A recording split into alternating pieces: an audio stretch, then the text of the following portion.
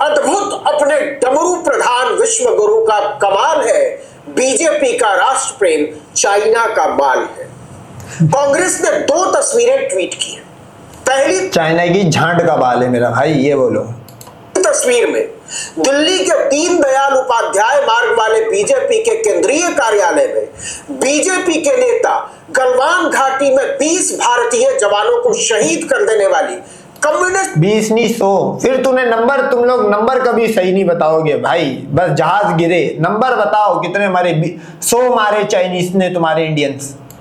Party of China के delegation को बिरयानी खिला रहे हैं और दूसरे में बीजेपी और चाइना पार्टी के लोग हुलस कर फोटो खिंचवा रहे हैं। भाजपा और चाइना गलवान पार्टी का यह याराना ठीक उसी समय हुआ है जब चीन के विदेश मंत्रालय ने आधिकारिक तौर पर जम्मू कश्मीर की शक्सगाम घाटी पर अपना दावा ठोका है। 于上个世纪的60年代签署了边界协定，并且划定了两国的边界。 देख लीजिए भारत की विदेश नीति का हाल। चीन केवल गलवान कश्मीर और अरुणाचल तक नहीं घुस आया है, भारतीय जनता पार्टी के दफ्तर तक घुस आया है, नरेंद्र मोदी की गर्दन तक चढ़ाया है और भाजपा के बड़े बड़े नेता अपने दफ्तर में गलवान करने वाली। मेरा भाई इसके अलावा रास्ता भी तो कोई नहीं है, तुम्हें कोई जहाज भी नहीं दे रहा, और तुम्हें पाकिस्तान के अगर कहर से इस टाइम बचा कोई सकता है तो वो सिर्फ तुम्हें चाइना थोड़ी देर के लिए बचा सकता है कि पाकिस्तान को बोले कि भाई अभी अटैक नहीं कर, जब मैं बोलूं तब कर। इसके अलावा तुम्हारे पास और कोई दूसरा ऑप्शन भी तो नहीं है। अभी जंग लगी थी, क्या हुआ था? तो सरेंडर करना ही था तुमने सिर्फ पाकिस्तान के सामने सरेंडर नहीं करा है, तुमने सरेंडर करा है पूरी दुनिया के जहां से वेपन खरीदते थे। फ्रांस बिना सोर्स कोड के अब तुम्हें देगा 114 राफेल। अमेरिका वो तो पेल भी रहा है, 50% 75% टेरिफ भी लगा रहा है, उसके बावजूद तुम लोग उसके पीछे लग्गू बने हुए क्योंकि तुम्हारी जान बचाइए। दूसरा सरेंडर रशिया, उसके सामने सरेंडर। तो तुम्हारा तो सरेंडर एक जगह पे थोड़ी हुआ है, नेपाल के सामने हो गया भाई। नेपाल ने अपने मैप में तुम्हारे वो दिखा दिए, तुम कुछ नहीं कर पाए। बांग्लादेश के सामने हो गया। तो ये होता है जंग हारने के बाद। चाइना कम्युनिस्ट पार्टी को अदब से सलाम ठोक रहे हैं। तो इस वीडियो को अंत तक देखिए और समझिए कि विश्व गुरु का फुकटिया खिताब हासिल करने वाले डमरू प्रधान के राज में अंतरराष्ट्रीय मंच पर भारत कहां खड़ा है। कम्युनिस्ट पार्टी ऑफ चाइना के डेलीगेशन की दिल्ली में बीजेपी और आरएसएस के नेताओं से मुलाकात होती है। उधर चीन के विदेश मंत्रालय के प्रवक्ता का बयान आता है कि जम्मू कश्मीर का शक्सगाम वैली चीन का हिस्सा है और हम अपने इलाकों के विकास के लिए निर्माण कार्य कर रहे हैं भारत में घुसकर। इससे भारत को कोई मतलब नहीं होना चाहिए। उधर अमेरिका के राष्ट्रपति डोनाल्ड ट्रंप ऐलान करते हैं कि जो भी देश ईरान के साथ व्यापार करेगा उस पर 25% एक्स्ट्रा टैरिफ लगेगा। ट्रंप का ट्वीट देख लीजिए। व्हाइट हाउस ने इसे रिट्वीट करते हुए लिखा, यह तुरंत लागू होगा। जो भी देश इस्लामिक रिपब्लिक ऑफ ईरान के साथ बिजनेस कर रहे हैं उन्हें यूनाइटेड स्टेट्स ऑफ अमेरिका के साथ किए जाने वाले सभी व्यापार पर 25% अतिरिक्त टैरिफ देना होगा। यह आदेश अंतिम और निर्णायक है। मतलब मेरे को लगता है कि इंडिया ना ईरान के साथ खत्म नहीं करेगा। उसकी एक वजह देखो, 50% टैरिफ का मतलब ये होता है आप मार्केट में तकरीबन आपका प्रोडक्ट नहीं बिकेगा, क्योंकि अगर एक चीज 100 की है तो वो चीज मिल रही है आपको 200 से 300 रुपए की। सही है भाई, 200 रुपए की मिल रही है आपको या 150 रुपए की मिल रही है। सही है भाई, 150 रुपए की। वैसे कोई बंदा नहीं खरीदेगा। तो चाइना अगर ये ईरान के साथ करता भी है और 25 ही लग रहा है, 75 रुपए महंगी हो जाएगी। मेरी नजर में तो नहीं करेगा इंडिया, या कर भी दे क्योंकि भाई सरेंडर करा हुआ, इनके पास अभी लड़ने को सामान मौजूद नहीं है। रूस से व्यापार करने पर पहले ही 50% था, अब 25% और ईरान के नाम पर। और विश्व गुरु मुंह में दही जमा कर बैठे हुए हैं। अमेरिका सुन नहीं रहा और चीन दिल्ली में भाजपा दफ्तर की छाती पर बैठकर बोलता है कश्मीर का हिस्सा हमारा है, इसमें भारत कहां से आया।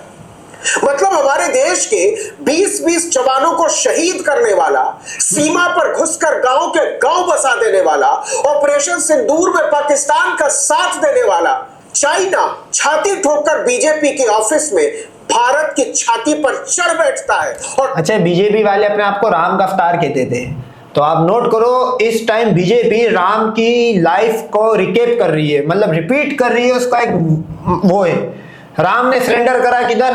रावण के सामने नहीं ला पाया हुआ बीवी 14 साल तक सीता के 12 सुराग करके भेजे अगले ने, 2 गोद में भी भेज दिया, बोला जाओ ये तोहफा लेके जाना मिठाई कि तू श्रीलंका से क्या लेके आई, खाली हाथ तो नहीं आई, भरा हुआ पेट लेके आई सीता माता।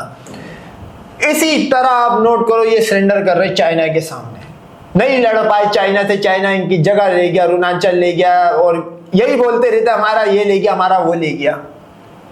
आज अपने दफ्तरों में बिठा के उनको खाना खिला रहे। ये सरेंडर है भाई, ये राम की लाइफ देख लो भाई। राम कितना बकवास किस्म का 2 नंबरी भगवान था। वो बीवी के सामने सरेंडर मार गया, रावण के सामने, श्रीलंका के सामने, ये तुम्हारा चाइना के सामने। तुम लोग भी बोलते थे राम का अवतार है मोदी। डमरू प्रधान को पतंग उड़ाने से फुर्सत नहीं मिल रही। जर्मनी के चांसलर को सिखा रहे थे कि देखो डोर ऐसे संभाली जाती है, ऐसे तानी जाती है और ऐसे काटी जाती है। और जब डमरू प्रधान डोर काटने की ये टेक्निक जर्मनी वाले साहब को सिखा रहे थे तो अमेरिका और चीन दोनों भारत की डोर काटकर जमीन पर गिरा चुके थे।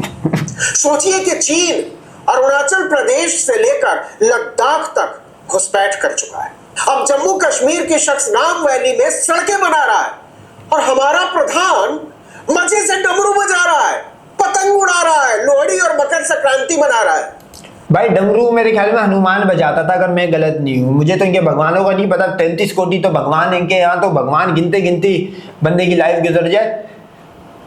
सीता आपको अगर याद हो तो एक मिसाल बोली जाती है कि ऊपर फग्गा घूम रहा था, सीता श्रीलंका में ठुक रही थी और राम और हनुमान अयोध्या में घूम रहा था, वो ये डमरू बजा रहे थे, सीता ठुक रही थी। मतलब ये उसी तरह की मिसाल हो गई। वो नहीं रोमन के राजा के बारे में, उसकी सल्तनत जल रही थी और वो बांसुरी बजा रहा था, सीता श्रीलंका में ठुक रही थी और हनुमान डमरू बजा रहा था। ये उसी तरह की चाइना और अमेरिका दोनों इसकी मार रहे थे पीछे से और ये डमरू बजा रहा था।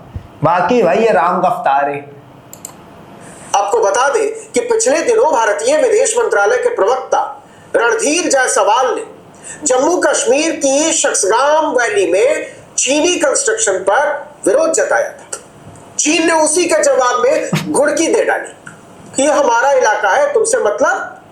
पिछले 11 साल में डमरू प्रधान दुनिया के कोने कोने में अपनी डुगडुगी बजाए, कांगो और सेशल्स तक घूमाए, लेकिन नतीजा है नील बटा सन्नाटा। न अमेरिका तवज्जो दे रहा है न चीन। जरा सोचिए कि चीन के डेलीगेशन के भारत आने और बीजेपी आरएसएस के नेताओं से भाजपा मुख्यालय में मिलने की खबरों पर अखबार के अखबार रंगे पड़े। न्यूज वेबसाइटों ने मनोहर कहानियां छाप डाली है, पिघल गया जी पिघल गया, भारत चीन रिश्तों पर जमा बर्फ पिघल गया। 2020 में हुई गलवान झड़प के बाद से ही बर्फ जमा था। पिछले साल ऑपरेशन सिंदूर में चीन ने पाकिस्तान का खुलकर साथ देकर इस बर्फ को और जमा दिया। लेकिन जैसे ही कम्युनिस्ट पार्टी ऑफ चाइना के डेलीगेशन ने अंतरराष्ट्रीय विभाग के उप मंत्री सुन हयान के नेतृत्व में भारत आने का ऐलान किया, सारा बर्फ भरभरा कर पिघल गया। और यह पिघला कैसे? जम्मू कश्मीर की शख्सगाम वैली पर चीनी कब्जेदारी का झंडा लहरा के। मतलब हद है। लेकिन भाजपा चाइना भाई भाई की इन तस्वीरों का एक और कूटनीतिक मतलब है। अब भारत चीन रिश्तों की दिशा भारत का विदेश मंत्रालय नहीं तय कर रहा है, देश की वो राजनीतिक पार्टी अपने ऑफिस से तय कर रही है जिसे बहुमत तक हासिल नहीं है। भारत चीन रिश्तों की दिशा वो संस्था तय कर रही है जिस पर भारत की बहुसंख्यावादी का भरोसा तक नहीं है। हाँ, वैसे ये बात ऐसे समझ जाने के लिए है कि जैसे नवाज शरीफ की अभी जैसे PMLN बैठी हुई है, अब गवर्नमेंट का डेलीगेशन गवर्नमेंट से मिल सकता है, सही है, गवर्नमेंट लेवल पे काम हो रहा है। लेकिन अगर चाइनीज गवर्नमेंट का कोई भी कम्युनिस्ट पार्टी का बंदा आ रहा है और वो PMLN के किसी दफ्तर ऑफिस में बैठ के कोई डील या कुछ कर रहा है, सवालिया निशान है। ये उसी तरह का मामला है कि ये सियासी जमात की तंजीम, जो सियासी तंजीम के दफ्तर में जाके क्यों मीटअप हुआ है भाई? होना तो गवर्नमेंट लेवल पे चाहिए था, सरेंडर अगर कर ही रहे हो। कोई ये पूछने वाला नहीं है कि आखिर आरएसएस के नेता किस हैसियत से चीन के डेलीगेशन से मुलाकात कर रहे हैं। असलियत तो यह है कि चीन ने पिछले 11 साल में एक जुमलेबाज सरकार का भरपूर फायदा उठाया है और उस जुमलेबाज सरकार के डमरू बजाने वाले प्रधानमंत्री का। इसी का नतीजा है कि उसने अरुणाचल प्रदेश से लेकर लद्दाख तक में घुसपैठ कर डाली। और छोड़िए, खुद बीजेपी के अरुणाचल प्रदेश के सांसद तापिन गांव ने आज नहीं 2019 में ही संसद में जानकारी दी थी कि चीन ने अरुणाचल प्रदेश के 50-60 किलोमीटर अंदर घुसकर कब्जा कर लिया है। वो अपनी ही सरकार से गुहार लगा रहे थे, अपने ही प्रधानमंत्री से, कि साहब जुमला छोड़ो, मैं हकीकत बता रहा हूं, आंखें खोलो, देखो ये कब्जा। अपना सरकार से आपका माध्यम से मैं कहना चाहूंगा, दूसरा कहीं दबदम होगा तो अरुणाचल प्रदेश में होगा। वो दिन आने मत दीजिए। गवर्नमेंट ऑफ इंडिया, हमारा सरकार इस चीज को ध्यान दिया जाए, यह मैं आग्रह करता हूँ। बीजेपी का अपना ही सांसद अपने ही प्रधान को चेतावनी दे रहा था, लेकिन डमरू प्रधान ने इसे हवा में उड़ा दिया। पतंग प्रधान चाइना के आगे चू तक नहीं कर पाए और इसके कुछ ही महीने बाद गलवान में हमारे 20 जवान शहीद कर दिए चाइना ने। क्या आप समझ पा रहे हैं कि हकीकत क्या है? जम्मू कश्मीर की शक्सगाम घाटी भारत के मुकुट का मणि है। यह उत्तर में चीन के शिनजियांग प्रांत और दक्षिण पश्चिम में पाकिस्तान अधिकृत कश्मीर से जुड़ा है। 5400 वर्ग किलोमीटर का इलाका है, थोड़ा बहुत नहीं। पहाड़ियों और घने जंगलों से घिरा, मनोरम दृश्यों से भरपूर, नैसर्गिक खूबसूरती से निखरा। 1963 में पाकिस्तान ने इस इलाके को चीन के साथ बॉर्डर एग्रीमेंट में चीन को सौंप दिया। भारत इसे अवैध मानता है। भारत का आधिकारिक स्टैंड है कि शक्सगाम घाटी जम्मू कश्मीर का हिस्सा है और जम्मू कश्मीर भारत का। पाकिस्तान तो पूरे भारत को अवैध मानता है। अवैध नस्ल हो, नाजायज नस्ल हो तुम लोग, ब्रिटेन की, मुगलों की, अरबों की, तुर्कों की, दुनिया की कोई ऐसी नस्ल ना हो जिसकी तुम नाजायज नस्ल ना हो, तो तुम्हें भी अवैध मानता भाई। तुम्हारा कौन सा बाप है? तुम्हारे भगवानों में बाप का आज तक तुम्हारे भगवान अवैध है। मतलब राम के कितने बाप थे? राम अवैध है नहीं है। तो दशरथ ने तो 4 शादियां करी हुई थी, तो रखेल का बेटा हुआ, वो तो खुद अवैध है। तुम खुद नाजायज हो भाई। लेकिन चाइना इस इलाके में डंके की चोट पर पाकिस्तान इकोनॉमिक कॉरिडोर बना रहा है। भारत सी पैक को मान्यता नहीं देता, लेकिन इसके बावजूद चीन ने इस इलाके में करीब 10 किलोमीटर चौड़ी और 75 किलोमीटर तक सड़कें बना चुका है। द प्रिंट की एक रिपोर्ट के मुताबिक चीन की पीपुल्स लिबरेशन आर्मी पहले ही इस इलाके में 36 किलोमीटर सड़क बना चुकी है। सैटेलाइट की तस्वीरों से पता चलता है कि यह शक्सगाम वैली के बाहर चीन के 2 आर्मी पोस्ट को जोड़ता है। इनमें से एक पोस्ट चीनी आर्मी का इस इलाके का हेडक्वार्टर है। इतना सब हो रहा है, लेकिन चीन को लाल लाल आंख दिखाने वाले डमरू प्रधान की पार्टी बीजेपी मुख्यालय में चीनी डेलीगेशन को बिरयानी और कोफ्ता खिला रही है और उनके पैरों में कीड़े मकोड़े की तरह रेंगता हुआ मीडिया और ये तो चीनी कम्युनिस्ट लोग है भाई, ये तो किसी भगवान को मानते ही नहीं है। ये एक और तुम्हारे राम पलुए की बेइज्जती हो गई, वो तो भगवान को नहीं मानते। चीन तो वो है जो हिंदुइज्म को रिलीजन ही नहीं मानता, रिकॉग्नाइज ही नहीं करता भाई। जाओ, सीता 33 कोटि पोटी सबके काम उतार दिया। आ रहा है, पिघल गया पिघल गया पिघल गया, बरसों से जमा बर्फ पिघल गया। क्या आपको अंदाजा है कि चीन के सामने हम कहां खड़े हैं? लोग पूछ रहे हैं कि ये विश्व गुरु है या विश्व गुरु घंटाल।